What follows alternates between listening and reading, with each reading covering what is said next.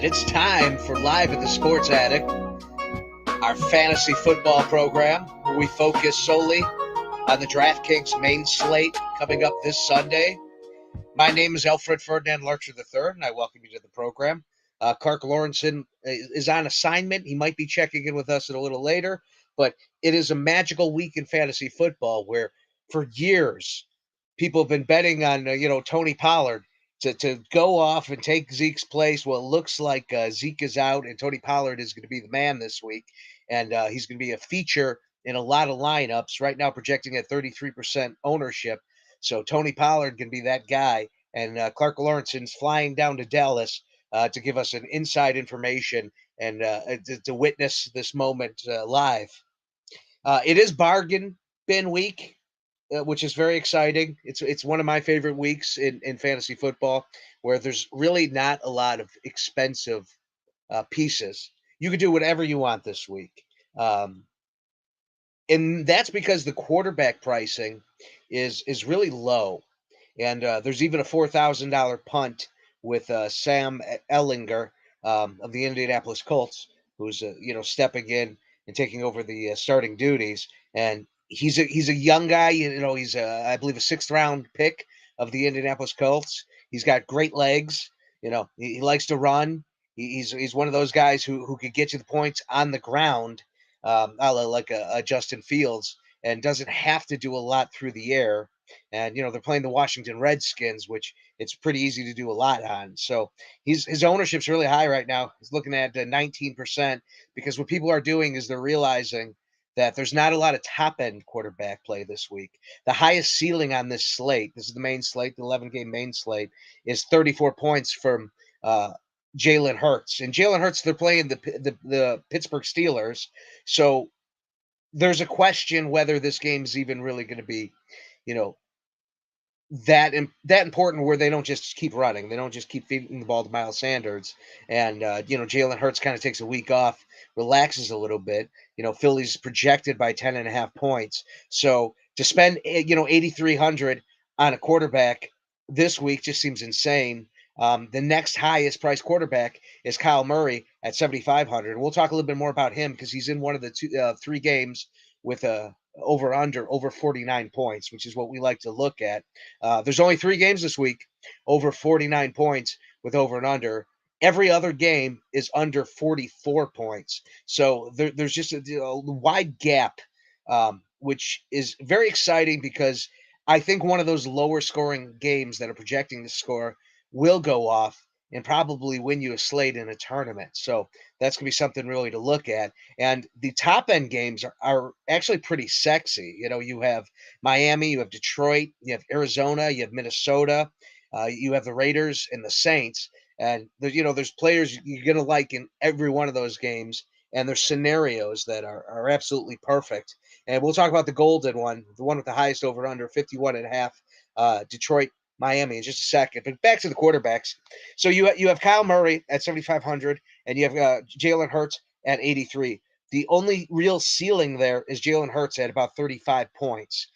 Everyone else projects under 30 points, every quarterback on the slate. And you have, about 15 quarterbacks that are projecting between 26 and 20 points. So a 6-point difference. So you don't have to worry about like a Josh Allen going off this week and just owning the slate. There's so many ways around it. And that's exciting because all the prices are down. The highest priced quarterback outside of the main two is Dak Prescott at 6,600. So there's just so much value here. It's going to be fun to play, and don't sweat the quarterback situation this week. I don't know if the punt play is right. If 20% of the field is going to be going to the Indianapolis Colts quarterback because he's the flavor of the week, and he's so damn cheap. You get so much value there. He's $4,000, so if he puts up 16 points, he just tripled his value. And if he puts up 20, now you're talking about a 4-time multiplier on a guy. Which is great, but I mean, realistically, he's probably going to give you 17 points. And the question is going to come is if those $2,000 are really needed, and I don't know that they are, because everything is so cheap this week. There's just not a lot of danger in spending up a little bit at quarterback and getting maybe a little bit of a higher floor and a better ceiling. And we'll talk about some of those guys. Um, well, let's start with the Miami Dolphins and the Detroit Lions. That game has 51 and a half over under. Right now, the Miami Dolphins are 3.5 point favorites, and yeah, of the three games with the higher over and unders, the highest owned quarterback, the game most people are going to levitate towards is the Miami Dolphins and that team stack. Right now, Tua Tagovailoa is projected at 14% ownership, which is I think the second highest on the slate. And he's a great value, 6,200. There's great reason for him to be the guy this week. Um, the Detroit Lions cannot stop the pass, so there's just going to be so much air ball in this game. There's going to be so much passing and just a lot of it's just going to be a fun game.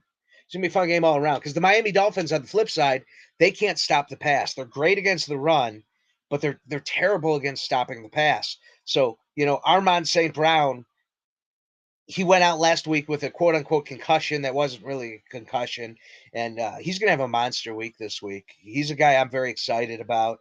I was excited about him last week, and I think he would have had a great week, but he was taken out under that the BS concussion protocol. And don't get me wrong, I'm all for the NFL taking care of the players and taking concussions very serious. I was appalled when Tua went out and was put back into the game. I mean, that was just disgusting. But Armand St. Brown being taken out of the game because of an observation when I don't even think he had a concussion is pretty ridiculous too. So they're just going to have to find middle ground there. Right now, I mean, the obvious thing with Tua and what makes this the stack of the week. This is the week. This is the game everybody is stacking, and this is the team everyone's stacking is because it's so easy. He throws to two guys. He throws to Tyreek Hill and he throws to Jalen Waddle. Right now, they're probably, especially with Jamar Chase going down, they're probably the best wide receiver duo in the league. And um, the only expensive piece in this puzzle is Tyreek Hill at 8,500. And he's got 25% ownership because, again, everything's just so damn cheap around it. Um, so he's definitely going to be worth a play. I definitely want him in a double stack with Tua. I think I'm going to double stack this game. I may fade on Tyreek Hill a little bit and try to get creative to get away from the chalk instead of doing Hill Waddle. I might throw some Gilsicki in there too. He projects well. He's 3,800, so he's a very cheap play. He's coming in at under 5% ownership right now with a 13.5 point ceiling. So Michael Sickie is just a great pivot away from Tyreek Hill just to differentiate yourself a little bit from the field. Uh, you can do the Hill Waddle. As I said, it's very affordable, but it's going to be very chalky. Waddle's coming in at about 10% ownership. So you have Hill at 25, you have Waddle at 12, and then you have the quarterback at 14. It gets a little dicey, especially if you want to run it back on the Detroit side with Armand St. Brown because he's going to be at 13% ownership. So if you are going to do this stack, and I do say you do, you're definitely going to want some exposure here. Um, yeah, getting creative is going to be key. And, there's a couple ways to do it. Instead of playing the Miami side, shoot for golf and go the Detroit side. There's not a huge difference between the two as far as ceiling goes. You're talking about, a 25-point ceiling versus a 22-point ceiling, and the difference between golf and Tua. And you're saving $700 coming off of Tua and going to golf. So you get a little bit less of a floor. But if this game is going to be a shootout, man, Goff's going to get there. We've seen him do it. Um, let's find. He put up 37 points against the Seattle Seahawks. 74 snaps. That was an up-tempo game, and he threw the ball 39 times. This is a game where they're going to throw a lot. Like I said, Miami's pretty stout against the run. The way you attack this team is through the air, and that's what Detroit's going to do. So he's going to throw 35 plus times. I mean, that's almost a lock.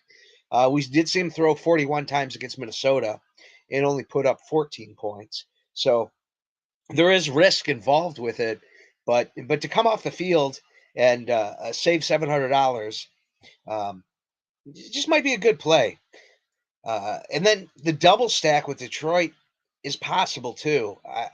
I probably might just single stack Detroit, maybe have a run back and a double stack on Miami. Um, there's just different ways to approach this game. I wouldn't be uncomfortable doing a single stack with Goff uh, to St. Brown because I mean, you're getting off the ownership with Goff to begin with. The St. Brown is a pretty safe play. I do want to mention Khalif Raymond is probably going to get some plays here, and he's been playing well. Josh Reynolds is the number 2 wide receiver, is projected at 10 points. He's 5K, 15-point ceiling. I think that's definitely a guy who you can play as well. There's not a big difference in projection between Reynolds and Raymond, so go with whatever you want. If you need to save $700, go with Raymond. But if you have the $700, probably go with the safer play of Reynolds. Right now, neither are projecting for any ownership. So that's another good way to get at this game. And I don't think people are going to do a lot of double stacking this week. I think people are going to be inclined more. I mean, generally, people don't like double stacking. I think it's key. It's a technique I use to win large tournaments, and I've won 2 of them with the technique. Um, but when there's so much money available, people are going to want to build dream teams. You're going to be able to do that by single stacking. If you single stack Goff with, say, Josh Reynolds, it's not a crazy call. And you save all this money. You could go out there and you could just buy all the studs on all the other teams. I will mention TJ Hawkinson is also in play, 4,900, 17-point ceiling, which I believe is one of the higher ceilings in the game. Yeah, I mean he's like 5th highest ceiling behind Hill, Brown, Waddle, Mozart, Swift, and then Hawkinson. Uh, I'm not playing Swift. I'm just like Miami. Like I said, Miami is good at stopping the run, and you know he looks to be projecting pretty low, which might be a reason to play him to be contrarian. He's only looking at about 5% ownership right now, but he still seemed a little banged up. And even if he's full go, Miami has a good shot to shut it down. And this game is just going to be a passing fiesta.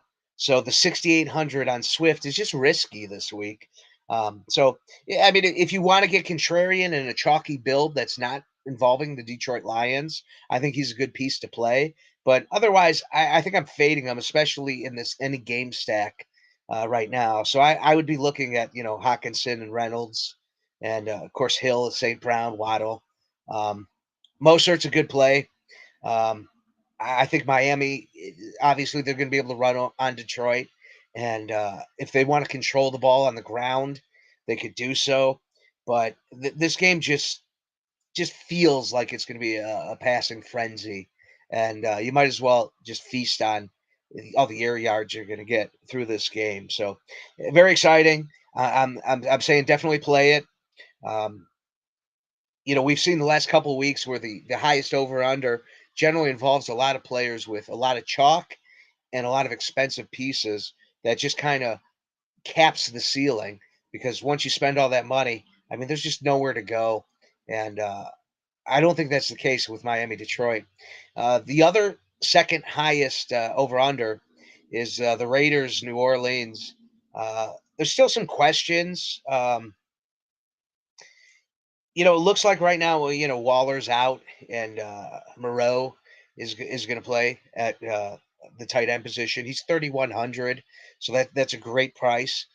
That's a guy I'm definitely going to be looking for in a stack. Derek Carr, 5,900. He's on the higher end of quarterbacks this week as far as pricing goes, which is crazy.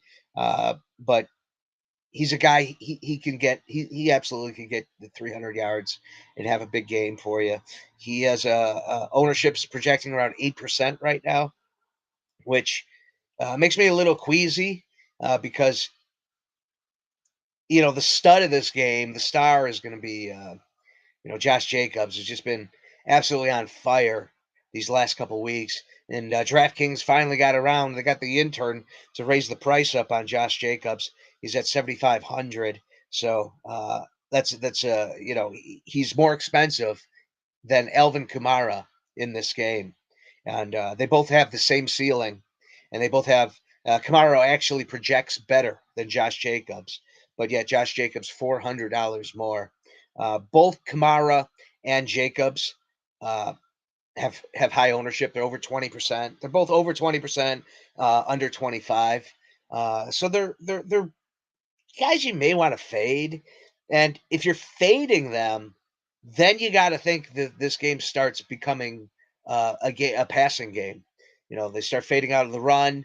If you're right on fading the running backs, and the passing game goes off. I mean, it's true. Kamara is going to be involved in the passing game, so you could stick with him in any Andy Dalton madness you're doing. I don't think I'm going to be playing any Andy Dalton. I Bears guy, so I've seen what the Red Rocket could do. I know his ceiling, and he's just not worth it. You know, at 5,500, I'd rather save the 1,500 and go with the Colts quarterback at that price. Um, it will try before the end of the show. We'll probably talk a little bit on how to handle the Colts game, because I don't think you're going to want to play much in that game. I don't think you want to do a run back. I don't. We'll get there. Anyways, Derek Carr right now is probably the play in this game. So 7% is what you're going to eat at ownership. Devontae Adams, obviously a stud. I believe he has the highest ceiling of any player on the board this week. Let me just kind of check that out here.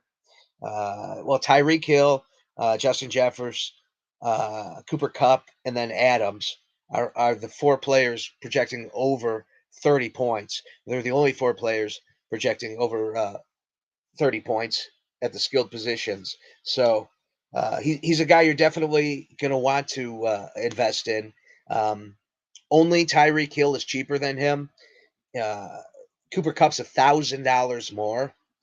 So I don't want to say you're getting a savings there, because it's you're probably gonna end up with one of those guys in your lineups in most of your builds, because again you're saving so much money elsewhere. You're probably going to want to grab one of those four guys, and the chalkiest being obviously Tyreek Hill, who you're probably going to want to fade outside of Miami Detroit games, because you could see Tyreek Hill having a decent game but not a great game. And then Justin Jefferson just goes off, and he's got 10% less ownership. Cooper Cup's the most expensive piece of anything on the board this week at 9,600. People are going to fade him because of that. He's going to come in at about 8% ownership. So, I mean, that's going to be a decent play. But yeah, Devontae Adams, I think, is a good price point, good ownership projection. He just feels right as a play this week. Um, that I'm probably going to want to get involved with, and not just this game, but in using him as my centerpiece in a lot of the games where I'm saving some money.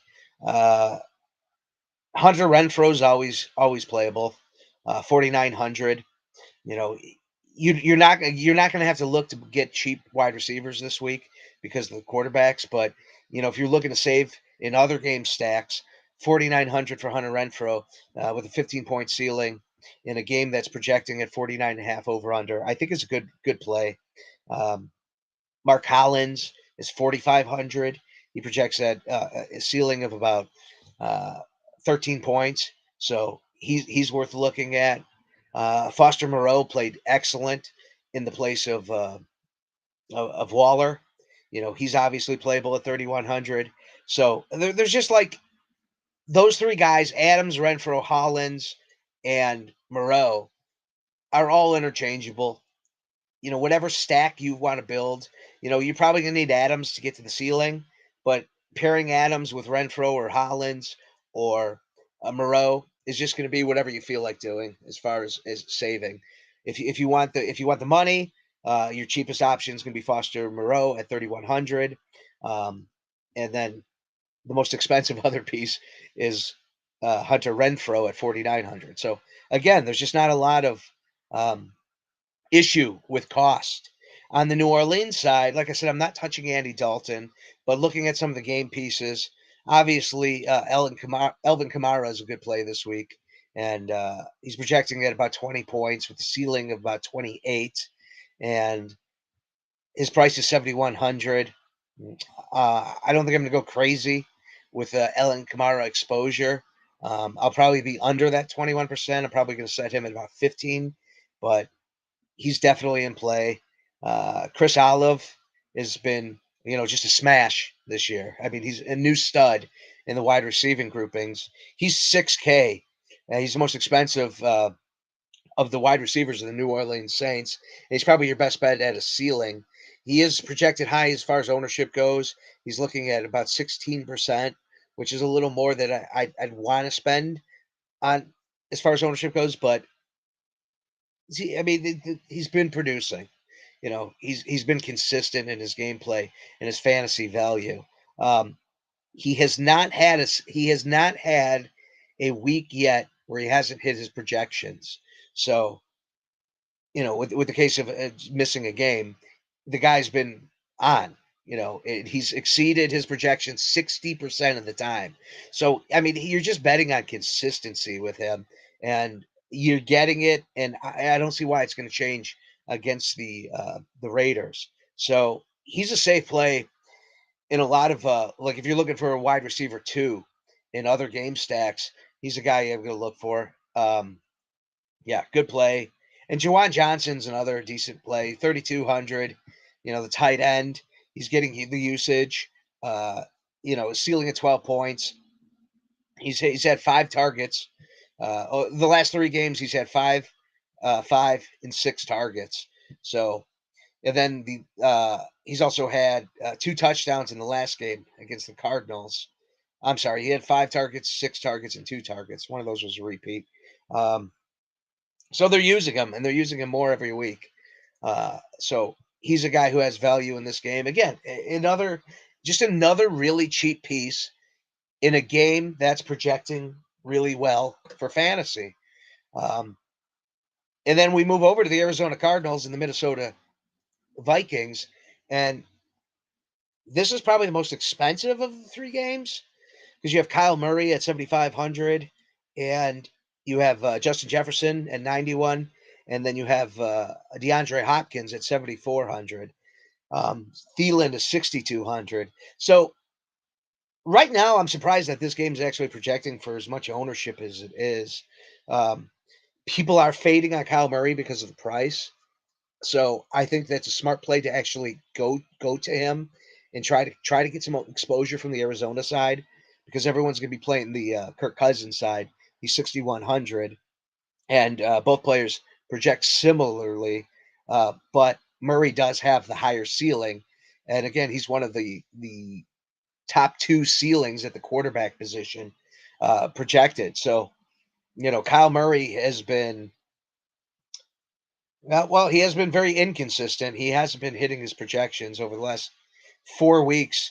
He's gone under projections, which might mean he's due. I mean, the usage is there. 37, 29, 42, 32 pass attempts. Um, he's still using his legs somewhat. Yeah, rushing for. Actually, he's not. Oh, that's red zone. Uh, 7 attempts for 30 yards, 10 runs for 100, 4 for 42, 12 for 26. So, I mean, he's rushing. Um, he just keeps coming in under projections. He's put up 17 points, 19 points, 17 points, 23 points. Again, this week he's projected for 22. So the upside hasn't been there for him this year, and it just hasn't happened. But the Arizona Cardinals have looked better these last couple of weeks, and with Hopkins coming back, I I think the offense is just kind of finally finding itself, and Hopkins got 14 targets last week, went 103 yards, didn't get a touchdown, so he's due. Excuse me. Helps when there's 2 people. You could get a little rest on the voice. Um, So yeah, he had a 100 yards. He put up he got 23 DraftKings points last week. Hopkins definitely playable here. I mean, you're spending a lot to get a Murray Hopkins stack. Um, and even Rondell Moore, I was just kind of like looking at options to play around it or double stack, which probably going to single stack this game. Rondell is 5,100, and he seems to be kind of projecting downward. Um, Greg Dortch just doesn't have enough ceiling to make the 4,100 justifiable. We just don't know yet what Robbie Anderson is going to do. He's 4K. If you want to punt at with him, nobody is playing him. He does project for 7 points, so he's going to be involved in the game. He's got a ceiling of about 12. But if Robbie Anderson and Murray click right out of the gate, that could be a good play. I wouldn't go more than 3% in like 150 max of Robbie Anderson. Like I have no conviction on that play, but it's something I'm definitely going to look for. Um, to be able to get down at the spending of Kyle Murray 7,500 if I want to play Kyle Murray. The way most people are going to attack this game, as I said, is from the Minnesota side. Kirk Cousins coming in at 10% ownership. Um, and his pieces are expensive too. Justin Jefferson, 9,100, Thielen, 6,200, KJ Osborne, if you really want to get crazy, is 4,200. I don't like Osborne at all, so I'm doing a full fade on him. I will play a little Thielen in stacks. Uh, I'm still debating if I want to single stack or double stack this game. The pricing is so high, I may end up just single stacking, or I'm going to play a lot of Irv Smith at 3,500, which actually is a pretty decent play. He is projecting at 12% ownership, and with Cousins at 10% ownership, that's clearly the path everybody's taken. So you're just going to be playing with the field if you do that. So the contrarian thing to do is actually to spend up and find a way to get like Adam Thielen, not really spend up, but 6,200. Um, Thielen's probably your best piece in a double stack, whether it's a double stack with Irv Smith or a double stack with Justin Jefferson. Um, Adam Thielen is a good play. He's got a real ceiling, and he's got a good projection. And he's got a high floor, and they look for him in towards the end zone. So he does have some touchdown equity. Um, so Thielen definitely worth mixing in on your stacks. Delvin Cook, if you want to look at the running back in this game, he has a good ceiling. He's 7,600. I'm definitely gonna have exposure on him. He just hasn't had a great year as far as projections go. He's the last three of the last 4 games. He came under projection 3 times. Last week he went over projection by 10 points. So he had a decent week last week, and maybe that continues this week. 13 touches, 77 yards, and a touchdown, and only one target for 6 yards in last week's game. But he got where he needed to go as far as projection goes. But definitely, we haven't seen a ceiling on Delvin Cook in a long time, and it's starting. You're really starting to feel it. And of course, he's $2,000 now down from his peak, and he's very affordable. But the last time we saw a ceiling from him, well, 2 weeks ago against the Bears, you saw 26 points, which was a good game. But the last time we saw a real ceiling was December of 2021, where he put up 38 points against the Pittsburgh Steelers. So, been a long time for Dalvin Cook. And yeah, I mean, at that price point, it's gonna be a hard play this week. I'm probably not gonna look to play much Dalvin Cook, but I will have a little bit of exposure. The field's at 5%. I may be about there. James Conner still questionable. We just don't know what's going to happen there. So that's kind of a wait and see between Eno and James Conner as to what you want to do there. Right now, it does look like maybe James Conner is going to play, and he actually projects pretty well. Um, if he does play, if I get late word on him and his ownership stays really low, I think he's going to be a good play this week because 6,100 and no ownership is pretty enticing. I mean that changes. If he's a game time decision, his ownership's going to stay really low. And if we get word early morning that he's going to play, I think he's a good play.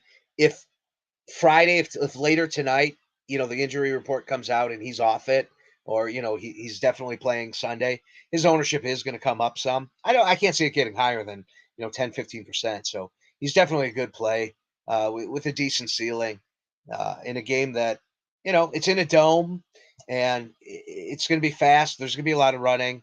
Um, so of the three games with the over unders, this is my least favorite because of the pricing. I do think Miami Detroit is the best game of the three, but I think that's going to be obvious because it does have the highest over and under, and I think a lot of people are going to be there. And if you want to win a very large field tournament, it's probably not one of these three games. And if you want to play a smaller tournament, cash game, I'd be looking for pieces within those three games. But as far as tournament play goes, I think these are games you may want to just cut ties with, um, unless you're going to get really creative with ownership. So that just leaves the rest of the games. And the problem with this week, and the reason the over unders are so low, is because the matchups that are good only have one side that's playing good football. An example would be the Philadelphia Eagles. Jalen Hurts, the highest projecting quarterback on the field, but they're playing the Pittsburgh Steelers, who are just terrible. So it's most likely Philly's just going to run a score up quick, and then they're just going to keep handing the balls off to Miles Sanders at 6,600. He's just a fantastic play. Um, he's projecting under 5%. I don't think that's true. I think he's going to. Well, let me look at another source of ownership here. See if we get a different take on it.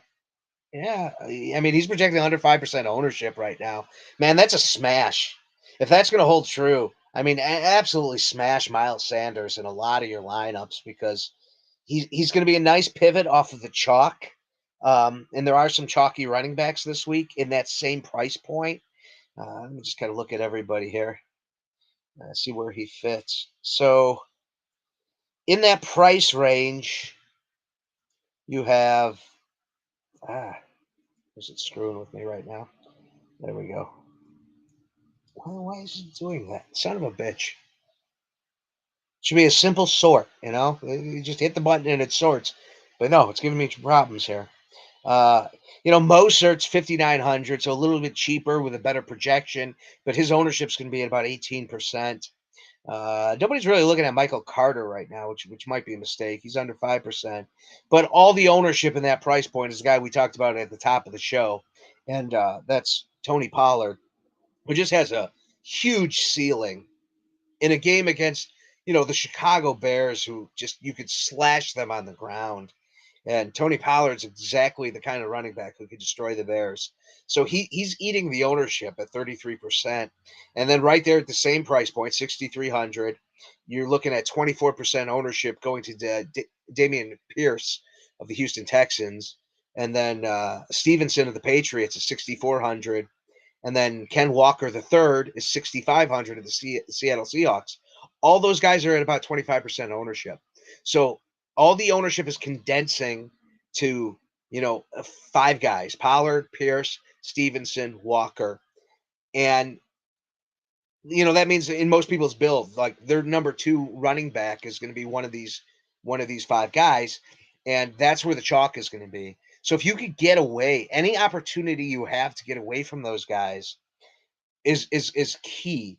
And Miles Sanders just fits the description of a guy who's involved in the game plan in a game. Most likely, the Philadelphia Eagles are just going to want to run the ball. They're going to have a huge lead against the Pittsburgh Penguins. I almost called the Pittsburgh Steelers. Um, so it just makes a lot of sense. I kind of shat on DeAndre Swift earlier. He's 6,800, and because of these guys right here that I mentioned are a little bit cheaper and project better, nobody's playing him. So he's another guy you're going to want to look at as a pivot off of the really chalky plays. And then David Montgomery, the Dallas Cowboys are fierce against the run. So he's probably not he's not projecting well, and he's seeing more snaps go to Khalib Herbert. So he's just kind of an ugly play. Delvin is getting so little work in the pass game this year. Very odd. Yeah, that's Ed checking in. I agree. Um, that's why, man. I just like he's just a hard guy to play right now, and the price on him just isn't. For $400 more, I could get Jonathan Taylor. It just makes a lot more sense. And Saquon Barkley is right there at 8,100. Um, People aren't going to be spending too high at running back. If you want to play McCaffrey against the Rams, go for it. He's under 5% ownership, and that's the guy. When you see McCaffrey, he's 8,700, which is a good price, in under 5% ownership. That gets me excited. Derrick Henry is going to be the expensive guy everyone's going for this week. They're playing the Houston Texans. The Houston Texans are absolutely god awful against the run, so he makes a lot of sense. He's right under that 30-point ceiling. He's at 29. He's 8,400. Like he's a great play, but again, he's going to be the chalk, and I think that's just an easy fade. And I think the pivot is to spend the $300 more and go to McCaffrey, or spend or save $400 and go to Taylor, who just has no projection at ownership right now. So that's what I would do. I would stay away from Derrick Henry. It's such a great spot. And, last week, Josh Jacobs was in that perfect spot, and all the ownership was on Josh Jacobs, and it felt like a fade, but you couldn't. And it was smart if you didn't. I didn't fade him that hard. I think he was at 35% ownership. I think I kept him at about 30%. So that I don't think is this situation. I think Derrick Henry very much could have a bad game. We've seen it with him, and over the last 4 weeks, he's actually beaten his projection. He's exceeding his projections 56% of the time on the year, but his ceiling just hasn't really been all that there. 19 points last week, 30, 26, 25. If he gets under 30, it's probably a bad play. And he's only had 30 once in the last 3 weeks. 25 points, 26 points. I'm not too excited about.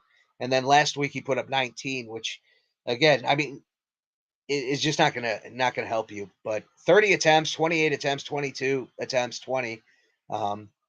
He's good for 100 yards with that many attempts. He's gonna get it, and probably he's gonna get you a touchdown. So yeah, but I'm still going Jonathan Taylor over the two. Um, what game was I talking about? Oh yeah, Philadelphia, Pittsburgh. Man, it's the same scenario with a lot of these teams because you have uh, the Seattle Seahawks versus the New York Giants. Like that game of all the games on the lower price, that one just screams play me. You have a real high tempo on both sides of the ball. Geno Smith's playing excellent. Danny Dimes is doing Danny Dimes things. The problem, my concern really is the weather. It's the only game that has some weather concerns, and I think people are going to play this game a lot. I think smart players are going to go to it. There's 54 degrees, possible light rain, 13-mile-an-hour winds. So I wouldn't fade it too far. Of all the games, it is most logical to be in the top over unders on the week to exceed its projected over and under at 44 and a half. I could definitely see the over hitting, and it's in Seattle. Both quarterbacks are cheap, 5,800 on Geno Smith. Danny Dimes is 5,700. I think the New York Giants are actually pretty good against the pass, and they're pretty decent against the quarterback as well. I think the play is actually going to be Danny Dimes here over Geno Smith, and the field is probably they're split even. They're both at about 7% ownership, so you don't need to take a stance on ownership. Let me just kind of look at some defensive numbers for the Giants. Yeah, I mean they've held the quarterbacks in check. Um, Trevor Lawrence put up 21 points. Lamar Jackson put up 18. Aaron Rodgers put up 16. The Chicago Bears put up 11. Cowboys 16. Panthers 13. So they haven't been challenged much, but they pretty much kept the quarterback position in check from a fantasy perspective. So I think Geno Smith is probably a fade this week. Not a full fade, but I'm more excited to play Danny Dimes and just do the Daniel Jones play. Um, save the $100, which isn't much. And it's not really needed. Uh, this is a game I might play both running backs against each other in some sneaky stacks. I might correlate and just think this game just plays out on the ground. And Ken Walker and Saquon Barkley both are projected for high ownership. Walker's at 27%, Barkley's at 15. But I think playing them together is a move a lot of people aren't going to make. So, yeah, I mean, I'm not going to go crazy on that by any means. The only wide receiver I really like is Tyler Lockett. He's going to get about 16% ownership. He's in a smash spot, with Metcalf not playing. Um, the Giants have given up points to the wide receiver position, even though they've been able to shut down quarterbacks. Um, they do give up points to the wide receiver. Let's kind of take a look at what they've done here. Yeah, I mean, they gave up 40 points to the Jaguars last week, 37 points to the Green Bay Packers, 36 points to the Dallas Cowboys. They did shut down the Ravens, but again, the Ravens don't really throw the ball. And they shut down the Bears, which isn't much of an accomplishment. So, bad teams with bad wide receivers, the Green Bay Packers, Jacksonville Jaguars, has had success against this team. And Tyler Lockett, we know, is not a bad wide receiver. He's a good wide receiver. And with DK Metcalf sitting, I mean, he's going to have so much opportunity um, that he just feels like a really solid play all around. Like I'm probably if his projected ownership stays at 15, I'm probably going to go to 25 to 30 on him. Something tells me the optimizer is gonna calm me down a little bit and probably keep me around 20% ownership. But in hand builds, I think I'm going to be looking at Tyler Lockett. As far as the New York side, so if you want to do a stack with Danny Dimes, I think the run back is clear. It's just Tyler Lockett. He's 6,500. You can find ways to get around the ownership. Danny Dimes only at 6% ownership, anyways, and then I would stack him with Wan'Dale Robinson at 4,700. The problem is that is what everybody is doing. Like that's the exact game plan. So if you want to get sneaky, if you want to go contrarian, Wendell Robinson's 4,700, $100 less. Not projecting as well, but projecting no ownership is Darius Slayton. The guy's got speed. He could get a deep ball and get you where you need to be. A touchdown and 60 yards, 70, 80 yards is fine. Like that's a decent payoff at the price point. Last week he had 6 targets, caught 3 of them, gave you 58 and a touchdown, and got you 14 DraftKings points, which is fine. So pairing him with a Danny Dimes and then running it back with Lockett would be a nice little contrarian stack that I think could serve you well and get you away from Wendell Robinson. But if you want to play it safe and you're playing in smaller tournaments, Wendell Robinson's the way to go there. And that's really it as far as games I like. Got about 15 minutes here left. There is a scenario where if it's funny because I'm a Bears fan, but the Chicago Bears, if they could at all press their offense against the dominating defense of the Dallas Cowboys play at a high rate. Um, they get a lot of snaps in. They play at a very high tempo, and if the Bears can push them, they'll keep that tempo going. And if the Bears are pushing them, the Bears play at a pretty medium tempo, which is fine. And if they're challenging the Dallas Cowboys, they're going to have to pick up their tempo a little bit. And then this game suddenly becomes a sneaky shootout in a dome. But that's betting on the Bears' offense, which is god awful, on a short week, being able to do anything against the Dallas Cowboys. And I just don't see it happening. But that's the exact scenario where you win large field tournaments, um, because nobody's going to want to try it. Nobody's going to want to touch it, and yet there's logic into why it could work. Justin Fields is actually projecting better than Dak Prescott. As I mentioned earlier, he's the most expensive of all the cheap quarterbacks at 6,600. So people are just going to find other quarterbacks to play at that point. He's at 2% ownership. So really, you could stack this game from either side. Dak Prescott, if somehow the Bears push the Dallas Cowboys, and somehow the momentum coming off of the big win against Bill Belichick's New England Patriots on a short week, if somehow they could just pull some bullshit, then this game could be a lot of fun. So I'm definitely gonna have exposure on it. Uh, like I said, I'm probably not gonna do any David Montgomery this week. Tony Pollard is the chalk, uh, and I think I might fade him. It kind of feels like that scenario that I was talking about with Josh Jacobs last week, where it felt like the perfect storm.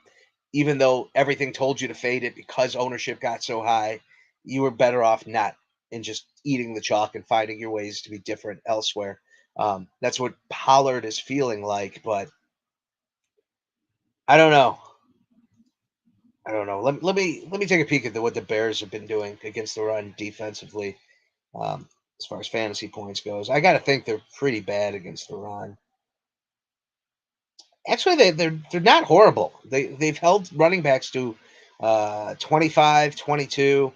They gave up 33 against the Minnesota Vikings, and then 23 against the New York Giants. So if you could hold and that's combined running backs, so that would be all running backs involved in a game. Um, so if they could do that with Saquon Barkley, hold the New York Giants to 23 points on the ground, certainly there's paths for Tony Pollard and the chalk to fail. There's a realistic chance. And 6,100 in those pivots, like I said, Miles Sanders is probably like a great pivot away from Tony Pollard. I just recommend doing that and staying away from Pollard. And if you think the Bears are going to shut down Tony Pollard and they're going to force this game through the air, then yeah, I mean there could be a sneaky shootout here. Unlikely. I mean, I wouldn't go crazy. I'd go about 5% ownership on maybe both sides. So 5% total, 2.5 on each, probably three on each. You got to go 6%. CD Lamb, great play, great situation. Um, Darnell Mooney, if you think the Bears are going to do it through the air, he's probably your best bet. Um, Noah Brown, questionable. I believe he's going to play. He's 4,300. Um, yeah, Gallup's 5K. Not great projections though. But if I'm playing this game, if I'm stacking Dak, it's going to be Lamb, it's going to be Gallup, maybe a little bit of Noah Brown. I would run it back with Darnell Mooney, uh, and Dalton Schultz is a great play. I mean, I think that's the way to go, and the ownership's going to be there as well. He's about 10% ownership, 3,700. I think people realize that's kind of like the good play for Dak, and he's definitely one of the two pieces if you're double stacking. Schultz is probably going to be in 100% of double stack lineups. Um, you know, you're not going to see many, if at all any, Gallup Lamb stacks, the double stack. So you may want to throw one of those in there just to go against the field and see Dak Prescott, feed his stars and have a big day. And then again, run it back with Mooney. I think the Bears side's just more fun. I would play Justin Fields, and you could stack him with anybody. 4,800 for Mooney is probably your safest bet. Obviously there's gonna be no ownership there, so you can do whatever you want here. Um, Pettis is 3,900. I don't think he has enough of a ceiling. Uh, Armand St. Brown's brother, uh, Aquarius. I get that wrong, but if you come to this show for names being pronounced right, you're in the wrong place. Um, 7 targets last week, 4 receptions, 48 yards.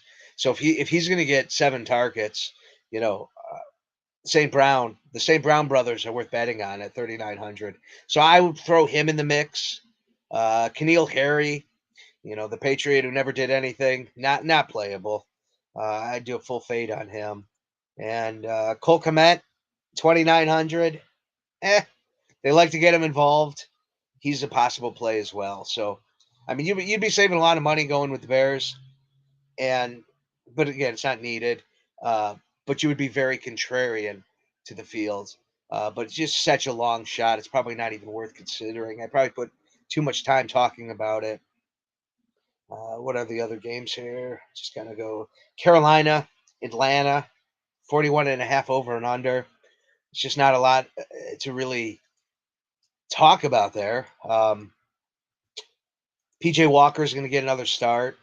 Um, I think he's playable at 52 and a half. It's just both these teams are notorious for playing slow football. The Falcons will like get their asses kicked and they only threw the ball 22 times. Like just terrible, just terrible gameplay. Um, and I feel like Carolina is actually pretty good against the quarterback position. So it's just not a favorable matchup for Marcus Mariota. And PJ Walker is PJ Walker, and this isn't XFL, fantasy. So I don't think he's really a great play. Um, the running backs are always interesting in a game like this. This might be another good game to like correlate the two running backs against each other in other stacks. Um, nobody's going to do that. Nobody's playing either of these running backs to begin with, and they're not projecting bad. Chuba Hubbard is projecting for uh, about 10 points, and Tyler Algier is projecting for about 10 points. Both have about a 20-point ceiling. Um, and then Foreman, if if uh, if Hubbard ends up sitting, Foreman's actually a really good play. Um, he'd get all the work, and I think he would be a guy you'd want to definitely consider on the week. So I'm just kind of waiting on news on what Chuba's situation is going to be, and yeah, but that's really it in that game. Oh yeah, and then of course DJ Moore.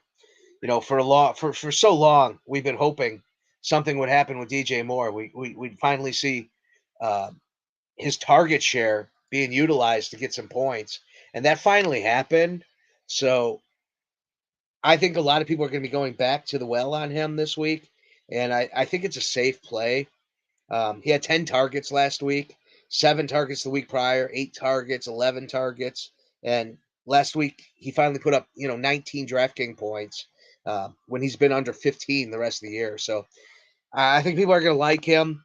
He's at 14% ownership right now, which seems a little high, but oh wow, no, he's at 25% ownership, which is a little scary, but people are going to want to see what he could do here, and I think he has a little bit of chemistry with PJ Walker. Um, that might be a fade for me though at that point. His price isn't great either. It's 5,300. If he was under 5K for sure, that'd be a smash play.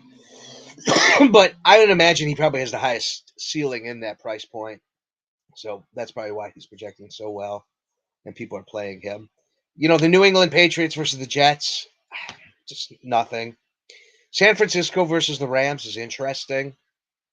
It's only projecting for 42 and a half, which isn't very exciting. And there's stars in this game that are worth playing. Um, by the way, Van Jefferson looks like he's going to play this week, and he's 3K. So if you're looking for a punt, and it turns out he is definitely getting in the lineup, I think Van Jefferson's worth checking out. Allen Robinson, 5,200. He's finally starting to see, positive upswing in his fantasy play. And Debo Samuel, questionable, but he's 7,500.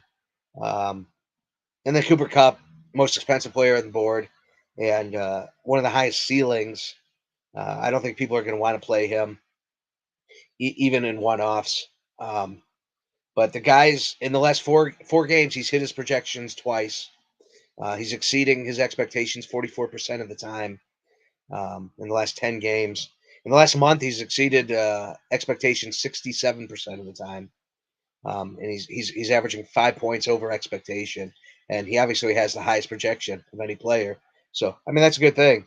But he hasn't put up over 30 fantasy points for a couple weeks now. Uh, he gave 16, 29, 28, and 16. So, I mean, he either gets there or doesn't. But the target share is there every week. So he's uh, he's playable. He's playable, and only 8% of the field's going to play him. Uh, Definitely not a cash play, but probably a pretty decent tournament play. Like I said, I'd rather have pieces of this game than actually a stack. And that just leaves us with the Colts quarterback, who is an unbelievably 4K. It's just like, what do you do with this game? It's the Redskins. It's not even projecting for 40 points. You're looking at 39 and a half. Like, I might just go naked on the quarterback, on Ellinger. I might go naked because the value is so good there that you could just like correlate like a great expensive passing game, which you really don't have this week. Um, it's just kind of the idea here, just shooting it out there. If you play Ellinger as the quarterback in the the Minnesota Arizona game, you could afford probably most of the pieces. Let me just try to build a lineup real quick here. So, let's throw Ellinger in at quarterback. My God, what's happening? Why isn't it working? Okay. And let's just get the pieces we want um, in the Minnesota Arizona game. So let's just shoot for the ceiling. Like, let's just buy ceiling here. So let's get Justin Jefferson. Let's get DeAndre Hopkins. Let's get Adam Thielen. And let's see here. I'll just do a quick ceiling generation here with my player pool. Uh, let's filter players. This is riveting. This is where you need Clark here to bounce off these ideas, um, and help me stall here while I'm trying to do this. All right, so let's get into my pool. Select all games. Let's go optimize to ceiling. All right, see what it gets us. All right, it's thinking about it. So playing all the guys we want to play in that game, all the ceiling.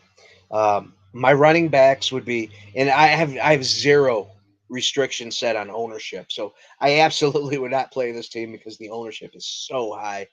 Um, yeah, I don't have my optimizer set yet uh, to bring the ownership down because yeah, crazy. But anyways, Tony Pollard, Kenneth Walker the third, um, Noah Fant, DJ Moore in the flex would be the team. So and that projects for a 200 point ceiling, which is pretty good. So, yeah, I think you could get really creative with Ellinger, whether it be this game or other games. If you just find correlation in your lineup, I threw some ideas out there with double running backs, which worked last week. I forget which game it was, but if you played both running backs, it actually was a really good play that nobody was doing. Um, Yeah, it's not a popular play in fantasy because it generally doesn't correlate well. But when it makes sense, when you feel like two games are gonna go to the run, um, it's sometimes worth checking out. Like Philadelphia, Pittsburgh, Miles Sanders. Yeah, I'm not playing the Pittsburgh running back. So I'm not pool select. Let's go all players. Najee Harris, 5,700. He projects decent. Miles Sanders, I think, is under projecting and undervalued. Um, who, by the way, he's gonna be my play of the week. Miles Sanders is my pick of the week, and we generally do a stack of the week. And I'm looking at. I generally don't do it. I don't pick the chalk one, but I'm gonna go Detroit, Miami. Like, just get creative with it, but be there. Be involved in that game. If you're looking for a tournament, depending on the weather, Uh, the Giants, Seattle makes the most sense. And then if you want to get really crazy, like I said, the Chicago Bears, Detroit, Dallas Cowboys game is there's a weird scenario where, in fact, it could be a tournament winner. So those are the plays. Um, Let me just look at overall player positions and see if anything stands out. We talked a lot about quarterback. There's guys we could definitely cancel. I'm not going to play any Matt Stafford. I'm not going to play Garoppolo. I'm not going to play Tannehill. I'm not going to play Wilson, Pickett, um, Mariota. I think I'm going to be clicking the off button on here. Uh, yeah, I'll probably be involved with some Derek Carr. Geno Smith, because of ownership, it just might be a good fade this week. He was the flavor of the week last week. Dak Prescott, there's reasons to fade, but I think his ownership's so low that he's actually a good play. Looking at the running back position, I think we really covered running back already. We talked the chalk. Tony Pollard, I think, is bad chalk. I think he's a guy to get away from. Um, some options there already. Um, Tony Pollard, Walker, Pierce, Stevenson. Of the three, I mean, Walker is the best play of the three. So I'd rather play Walker over Pollard, um, but their ownership is very close. I think Pierce at under 25% ownership, but like 23% ownership, not great, is probably the best play as far as the tournament goes. If you're going to eat chalk, um, it's the Tennessee Titans. They're going to run. It's just a game to run the ball. By the way, Cooks is in a really good spot in that game. I didn't mention him, but I do think Delvin Cook should be able to torch the Titans. So he's a great play. Looking at it, we didn't really cover ownership on wide receiver. Right now, DJ Moore is the highest projecting own player on the field at 5,300. The highest priced, highest owned player is Tyreek Hill. I think both of them are pretty safe to fade.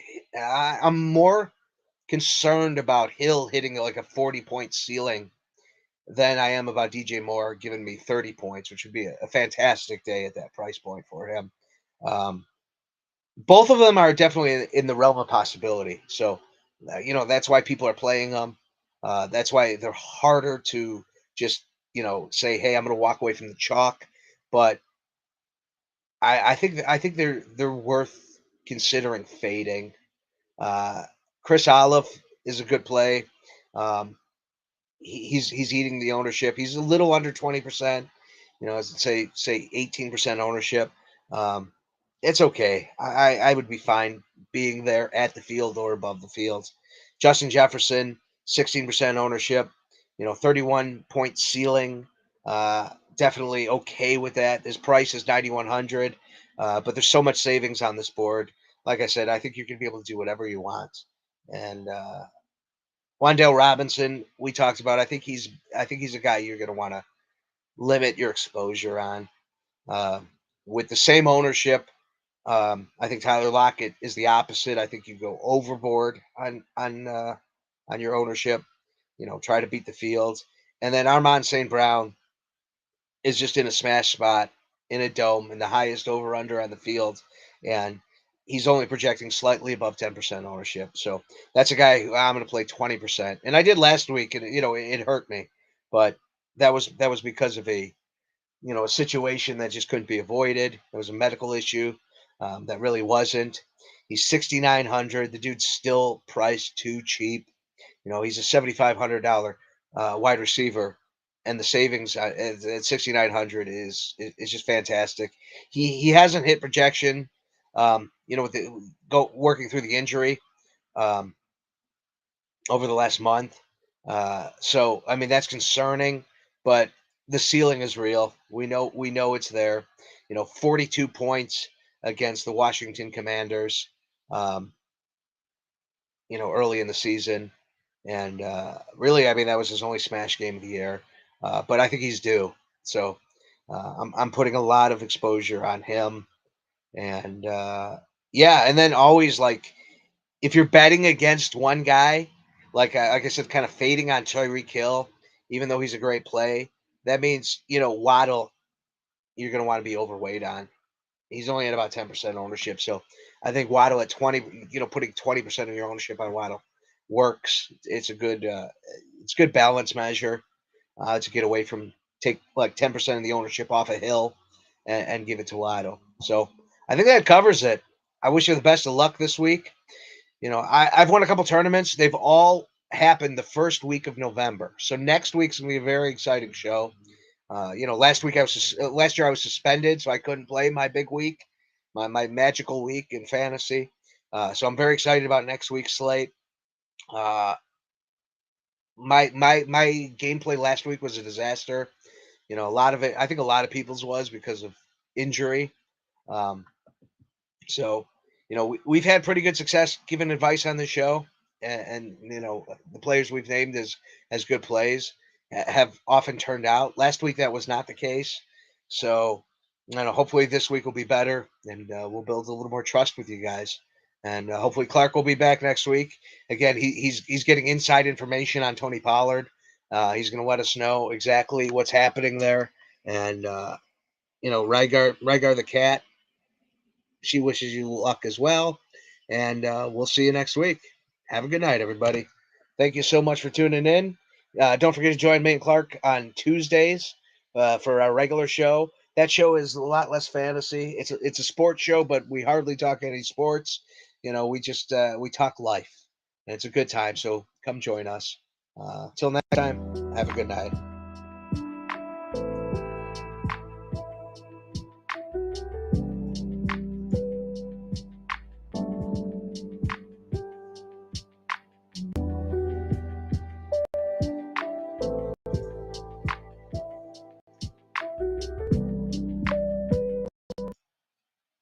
Did I do that? That boy is a P.I.G. pig.